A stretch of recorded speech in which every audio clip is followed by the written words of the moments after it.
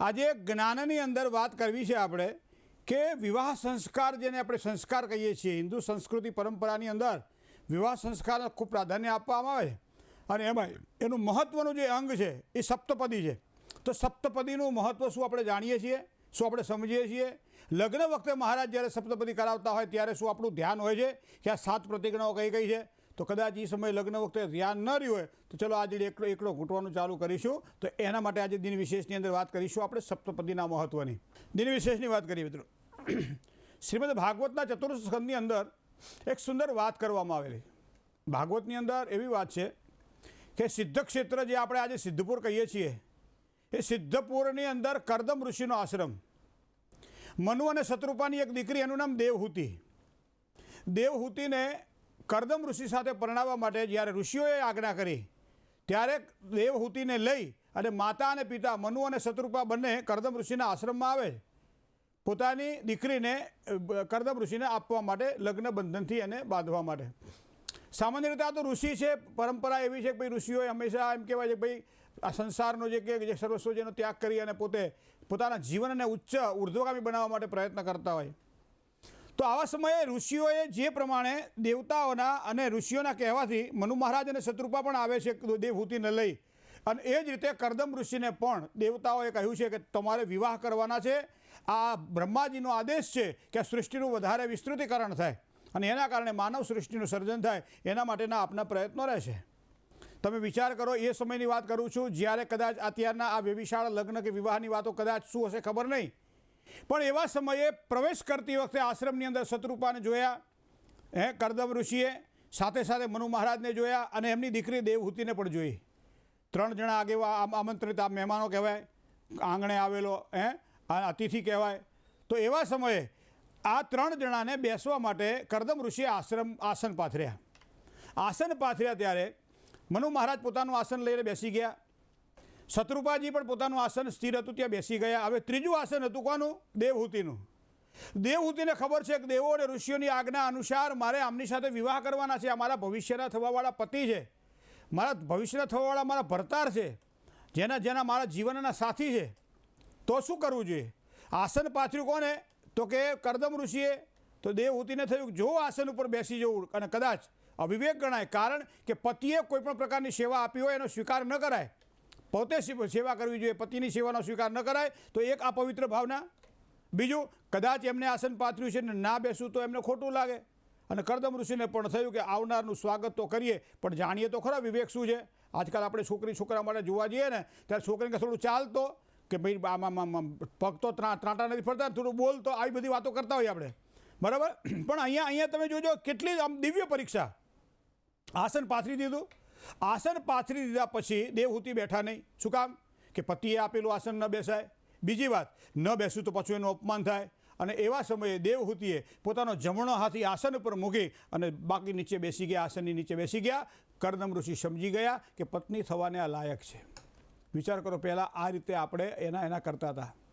અત્યારે વર્તમાન સમયે આ એટલા માટે મારે તમને કહેવું છે કે અત્યારે આ સાંખ્ય ભાવની કારણ કે એના જ કુખે એના જ કુખે કપિલ મુનિ જન્મે અને સાંખ્ય યોગની જેને કહેવાય કે આપણને એક આશીર્વાદ આપે સાંખ્ય યોગના. તો એ અહીંયા સાંખ્ય યોગનો મતલબ એવો થાય કે સખ્ય એટલે જે મિત્રતા જેને કહી શકાય. સાંખ્ય યોગની અંદર વાત કરીએ તો મક્કમતા આવે છે. સાંખ્ય યોગની અંદર વાત કરીએ તો આ લગ્ન જીવનની અંદર અલગ અલગ પ્રકારે આપણે જોઈએ છીએ. શરૂઆત પ્રવેશ થાય ત્યારે તોરણથી વધાવવામાં આવે છે, ત્યારબાદ કોળીઓ ફોડીએ છીએ, 6 વસ્તુઓથી એની પર ફેરવવામાં આવે છે. ઘણી બધી વસ્તુઓ આપણે જાણીએ છીએ, જોઈએ છીએ. પણ ફક્ત અને ફક્ત આ વિવાહ, આ વ્યભિચાર આપણા માટે ફક્ત અને ફક્ત પ્રદર્શનનું સાધન તો નથી બન્યું. પોતાના પૈસા, પોતાની સંપત્તિ અને પોતાના એક વૈભવને પ્રદર્શિત કરવાનું તો આ નથી બન્યું. અને એટલા માટે દિને દિને નવમ દરરોજ નવું કંઈક થતું જાય છે અને એના કારણે પ્રાચીન પરંપરાઓ ભૂલાતી જાય છે. માટે આજે આ ભવિષ્ય દર્શન કાર્યક્રમની અંદર વાત કરવી છે આપણે સપ્તપદીની. મિત્રો, હિન્દુ વિવાહ સંસ્કારમાં સપ્તપદીનું ખૂબ જ મહત્ત્વ છે. હિન્દુ વિવાહ સંસ્કારની અંદર સૌથી મહત્ત્વનું જો ચરણ હોય તો એ સપ્તપદી છે. સપ્તપદીની અંદર ચાલે છે ચરણ. શું ચાલે? પગ ચાલે છે. ચરણ જેને કહેવાય સંસ્કૃતમાં ચાલે છે ચરણ, પણ સાથે સાથે એના આચરણની પણ અહીંયા પ્રદક્ષિણા થાય છે, આચરણની પણ અહીંયા પરીક્ષા થાય છે. અને એટલા માટે જ આને સપ્તપદી, 7 પગલાં એવું કહેવામાં આવે છે. સપ્તપદીનું બહુ સારું મહત્ત્વ છે. અને સામાન્ય આ તમને ક્યારે જોવા મળે છે? જ્યારે લગ્ન થઈ જાય, હથેવાળો થઈ જાય, 4 ફેરા ફરી જાય અને પછી સપ્તપદી આવે છે. તો આ 7 પ્રતિજ્ઞાઓ છે મિત્રો. વૈદિક વિવાહનું અભિન્ન અંગ કહેવાય સપ્તપદી. વૈદિક વિવાહ છે, હું સામાન્ય વિવાહની વાત નથી કરતો, કારણ કે વિવાહ 6 પ્રકારના બતાવવામાં આવેલા છે. એમાં વૈદિક વિવાહની જે વાત છે એમાં સપ્તપદીના મહત્વને સમજવું રહ્યું. અને સપ્તપદીના મહત્વને એક વખત બંને જણા જો સમજી લે તો સાંખ્ય ભાવ જેને કહી શકાય એનામાં ઉદ્દીપ્ત થાય, જાગૃત થાય, અને એના કારણે લગ્ન જીવનમાં કોઈ દાડો તકલીફ જ ના થાય, ડખા જ ન ઊભો થાય. શું કામ કે એ પોતે જાણ્યા છે. 7 કોઈ પણ વ્યક્તિ આપણી પાસે સહી કરાવડાવી લે કે ભાઈ આ 7 મુદ્દાઓ મારા છે, એની પર સહી કરો, અને સહી કરીએ પછી આપણને હાથમાં કશું રહે ના. શું કામ કોઈ બતાવ્યું તમે સહી કરેલી છે. એ જ પ્રમાણે ઋષિમુનિઓએ આપેલી આપણી આજે વૈદિક પરંપરામાં લગ્નના મહત્વના જે સપ્તપદીના ભાગ છે એ સપ્તપદીના ભાગને આજે 7 વાતને આપણે સમજવા પ્રયત્ન કરીશું. ટાઈમ રહેશે તો 7 સમજશું, બાકી મને જેટલી અનુકૂળતા એટલું હું તમને સમજાવીશ. તો અહીંયા તમને વાત કરો કે એના સિવાય વિવાહ પૂર્ણ ન થાય, અને છતાં સપ્તપદીના મહત્વને આપ સમજતા કેમ નથી? સપ્તપદી કોઈ દળ સાંભળી? સપ્તપદી મહારાજ જ્યારે બોલતા હોય ત્યારે મહારાજના મુખેથી સપ્તપદી શું છે એ કોઈ દળ સાંભળ્યું? ભગવાન વિષ્ણુના આશ્રયથી એવો શબ્દ પ્રયોગ કરવામાં વારંવાર. આ હું નથી કહેતો, ભગવાન વિષ્ણુના આશ્રયથી તમને આવા પ્રાપ્ત થાય. અને એવા સમયે એ સમયે ઈશામ વિષ્ણુત્વમ નહેતુઃ, બહુ સરસ ભાવ છે આમાં. આ ભગવાન વિષ્ણુની આજ્ઞા દ્વારા આ વસ્તુ બની શકે છે. અને એટલા માટે મામ અનુભવ ભવ, તું મને અનુસરનારી થા. તું મને અનુસરનારી થા. તો હંમેશા એકબીજાનું જે અનુસરણ છે એ સપ્તપદીનો મુખ્ય ભાવ છે. અને એટલા માટે પ્રથમ પ્રતિજ્ઞાની અંદર કહેવામાં આવે છે કે તતો મેખિલમ સૌભાગ્યમ પૂર્ણશ્યેવમ વિધેત કૃતઃ દેવ સંપાદિતો મહ્યમ વધુ રાધે પદે બ્રવીત. પ્રથમ પગલાની અંદર જ્યારે દીકરી પોતે જે આગળ વધતી હોય છે, ઘણી ગામડાઓમાં જોજો તમે કે પત્નીનો જે પછી કારણ કે વ્યભિચાર થઈ ગયા, વિવાહ થઈ ગયા, હસ્તમેળાપ થઈ ગયા, ફેરા ફરી ગયા, મતલબ બંને દાંપત્ય જીવનમાં એક થઈ ગયા. અને આવા સમય પછીની જે પ્રતિજ્ઞા છે એમાં ગામડાઓમાં આ પદ્ધતિ મેં જોઈ છે કે પત્ની જે છે એ અંગૂઠો મૂકે એક સોપારી ઉપર, 7 પદ દોરવામાં આવે, અથવા તો બેઠા બેઠા 7 જગ્યાએ સોપારી મૂકવામાં આવે. પત્ની એના ઉપર જે પગ મૂકે છે, પગનો અંગૂઠો મૂકે છે, અને પતિ જમણા હાથનો અંગૂઠો એના ઉપર મૂકે છે. અને એ પ્રમાણે સપ્તપદીનો ગામડા આ કદાચ વૈદિક પરંપરામાં છે કે નહીં ખબર નહીં, પણ ગામડાઓની અંદર આ ભાવ જળવાતો જોવા મળે છે કે ભાઈ મૂકે છે અને પતિ કહે આમ તો કે હા આ સાચું છે, આમ તો કે હા સાચું છે, આમ તો કે સાચું છે. અને એ સપ્તપદીના ભાવને જો જોઈએ તો પહેલાં તો વસ્તુ એ થાય કે પતિ પત્ની ભેગા થાય ક્યારે? લગ્ન જીવનમાં આપણે કહીએ કે ભાઈ જોડા બધા સ્વર્ગમાંથી ઘડાઈને આવે, આપણે ઘણા બધા કહેતા હોય, બરાબર. તો ઘણા અત્યારે દાંપત્ય જીવનમાં, લગ્ન જીવનમાં પતિ પત્ની વચ્ચે અસંખ્ય તમને જોક જોવા મળશે. પણ આ જોકનું આ સાધન પતિ પત્ની નથી. કારણ કે જ્યાં લક્ષ્મી છે, જ્યાં નારાયણ છે, અને માટે જ લગ્નની અંદર જ્યારે ગોર બાપા આપણને કહેતા હોય કે લક્ષ્મી સ્વરૂપી કન્યાય નમઃ અને શ્રીધર સ્વરૂપી વરાય નમઃ. આજે જે બેઠું છે જોડું સામાન્ય નથી, વર રાજા શ્રેષ્ઠ છે. આજે વર એટલે શ્રેષ્ઠ, રાજા શ્રેષ્ઠ રાજા છે આજે, અને માટે એને આપણે વરરાજા કહીએ છીએ. તો મિત્રો આ વરરાજાનું કેટલું બધું મહત્વ છે, વરરાજાનું કેટલું બધું માન છે. અને એની સામે બેઠેલી જે બાજુ બેઠેલી જે લક્ષ્મી છે એ મારી દીકરી નથી, એ લક્ષ્મી છે. આવા સમયે જ્યારે આમાં આશીર્વાદ લેતા હોય ત્યારે શું કહે છે કે જન્મ જન્માંતરના પુણ્યથી આપણે ભેગા થયા છીએ. એનો મતલબ એવો થાય કે આ સામાન્ય રીતે મેળાપીપણું નથી, આ મિત્રતા નથી. આ બસ સ્ટેશનની અંદર બેઠા, ગાડીમાં બેસી ગયા, બાજુમાં સીટ આવી, જ્યાં સુધી ફાવ્યું ત્યાં સુધી બેઠા, તમારું સ્ટેશન તમે ઉતરી જજો, મારું સ્ટેશન હું ઉતરી જઈશ, આવી આ ભાડાની ગાડી નથી. આ તો 7 જન્મોનું બંધન જેને કહી શકાય. એ લગ્ન જીવનની અંદર સપ્તપદીની વાત આવે ત્યારે આ વસ્તુ જોવાની રહે છે. અને વિષ્ણુના આશીર્વાદથી આ બધું અમને પ્રાપ્ત થાય એવી ભાવ છે. બીજી પ્રતિજ્ઞાની અંદર તમે જુઓ એ શું કહે છે કે તારી ઉર્જાથી, તમે જોજો શબ્દ પકડજો, તારી ઉર્જાથી ઘરના બધા સમર્થ બને. ઘરનો એક મોભી હોય, ઘરનો એક વડીલ હોય ને, અને એ પ્રમાણે ઘરની એક જે સ્ત્રી હોય, આ 2 જણા ભેગા થઈ અને સંસાર ચલાવતા હોય છે. કારણ કે સંસારના રથના 2 પૈડા છે, પતિ અને પત્ની છે.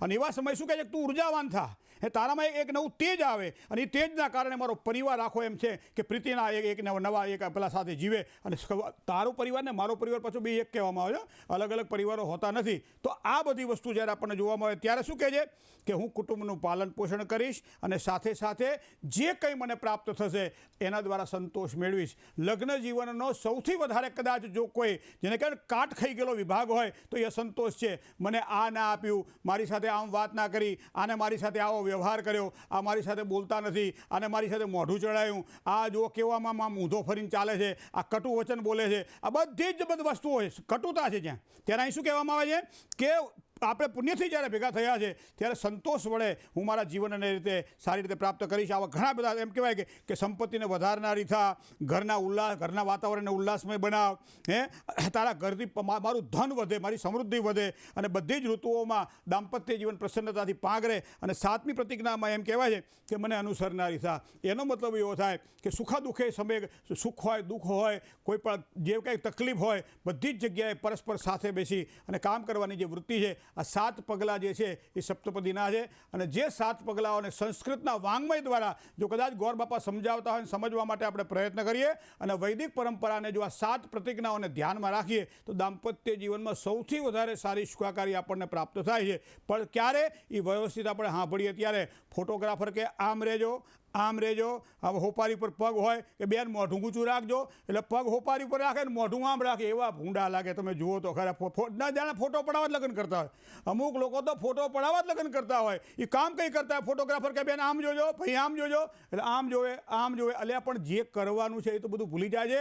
મા બાપે કરોડો લાખો રૂપિયા ખર્ચે કરી અને આ બધું ઊભું કર્યું છે. એનું કારણ આ છે કે દાંપત્ય જીવનમાં જ્યારે બંધાયા છો ત્યારે કંઈક તમારી જવાબદારીઓનું વહન તમારે બંને પતિ પત્નીએ કરવાનું છે. અને એવા સમય વૈદિક પરંપરાને ધ્યાનમાં રાખીએ તો અત્યારે જે લૂણો લાગ્યો છે જે દૂષિત લગ્ન જીવન છે એ લગ્ન જીવનમાં કાંઈક એક નવું પુષ્પ પાંગરે અને એના કારણે આપણે સાચી સમજણ દ્વારા દાંપત્ય જીવનની સારી સુખાકારીના ઋષિમુનિઓના પ્રયત્નને મિત્રો આપણે ચોખાથી જેમ વધાવતા હોઈએ એમ બોલથી જ્યારે વધાવીએ એના શબ્દોને અનુસરીએ અને ભગવાન શ્રી નારાયણની કૃપાથી આપણને પ્રાપ્ત થાય એવો જો વ્યવહાર રાખીએ તો દાંપત્ય જીવનની સારી સુખાકારીની પ્રાપ્તિ થાય છે.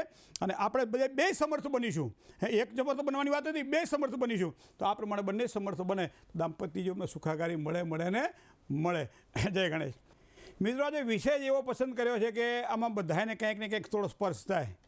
તમને ખબર છે 7મી પ્રતિજ્ઞા છે ને એમાં શું કીધું ખબર છે કે હું પતિને છેતરીશ નહીં. એટલે આપણને સામાન્ય રીતે એમ થાય કે ભાઈ હું પતિને છેતરીશ નહીં એટલે શું, અને તરત જ ઋષિમુનિએ પાછો ઉલ્લેખ કર્યો કે પતિ દ્વારા હું છેતરાઈશ પણ નહીં.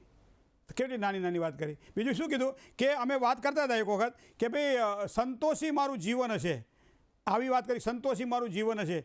તો એક જણાએ બહુ સરસ વાત કરી કે પગાર ઓછો હતો, નોકરી કરતા હતા અને એવા સમયે એક સરસ મજાનું ગુજરાતી ફિલ્મ જોયું અને ગુજરાતી ફિલ્મમાં એ હાવ ગરીબ ઘરમાં એ સ્ત્રી લગ્ન કરીને આવી પણ એ માતા પિતાના જે હાચવે વડીલોની જે સેવા કરે એ બધું ખૂબ સારું કરે ને એને એમ થયું કે મારી ઘરવાળીને એક વખત આ પિક્ચર બતાવી દઉં, એને કદાચ થોડું ઘણું જો કંઈક મગજમાં ઉતરે અને મારા મા બાપની સેવા કરે તો વળી કંઈક મારું દાંપત્ય જીવન લેખે લાગે. આવી એક પવિત્ર ભાવનાથી એને શું કર્યું, પૈસા તો હતા નહીં કારણ કે આખરી તારીખ હતી તો ભાઈબંધો પાસેથી રૂપિયો 2 રૂપિયા 5 રૂપિયા ઉછીના લીધા અને બધા પૈસા ભેગા કરીને ઘરવાળીને ગયા આપણે સાંજે પિક્ચર જોવા જવાનું છે. ગુજરાતી સારું પિક્ચર હતું. 2 જણા પિક્ચર જોવા ગયા.